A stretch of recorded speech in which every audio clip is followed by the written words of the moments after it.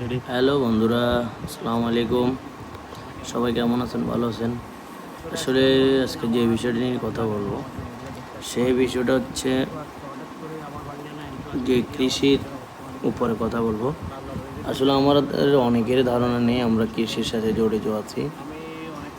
আসলে আমি নিজেও ছোটোখাটো কৃষির সাথে জড়িত আছি। আমার যে জমিগুলো আপনারা দেখতেছেন, এটা আমার নিজের হাতে লাগানো আমার ক্ষেত। কিন্তু অত্যন্ত দুঃখের বিষয় হচ্ছে আসলে আমি কীভাবে পরিচর্যা করবো ওই জিনিসটা ভালো করে জানি না। না জানার বিধায় আমার জমিতে দেখেন অনেক রোগে ধরে ফেলছে। আমি আপনাকে ১-২টা পাতা ছিঁড়ে দেখাই। দেখেন কি একটা অবস্থা আমার রোয়াগুলার, ধানগুলার। অনেক সুন্দর একটা ধান ছিল। কিন্তু আজকে আমি বিগত ৫-৬ দিন সময় না দেওয়ার কারণে আমি যাই দেখি আমার ধানের পাতাগুলা এরকম হয়ে গেছে। জানি না কেন এমন হইলো।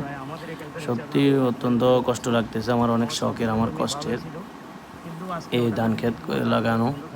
আসলে কৃষি নিয়ে আমাদের আরও বেশি কিছু জানার দরকার। আমি এই ভিডিওতে কেন এই রোগটা হলো, কিভাবে হলো, কী জন্য হলো, আচ্ছা মামা, আপনার জমিগুলো আর কি সমস্যা হয়েছে? এই রোগের প্রতিকার কি, কিভাবে আমি এই রোগের জন্য এইটা ওই বাঁচার কি উপায় এই রোগটা ধানকে বাঁচানো যায় এই রোগ থেকে, সব বিষয়ে আমি আপনাদের সাথে শেয়ার করব। আশা করি আপনারা পাশে থাকবেন।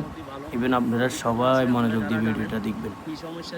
আর আরেকটা কথা বলি বন্ধুরা, আসলে আমাদের বাংলাদেশ হচ্ছে প্রথম নির্ভরশীল হচ্ছে কৃষির উপর।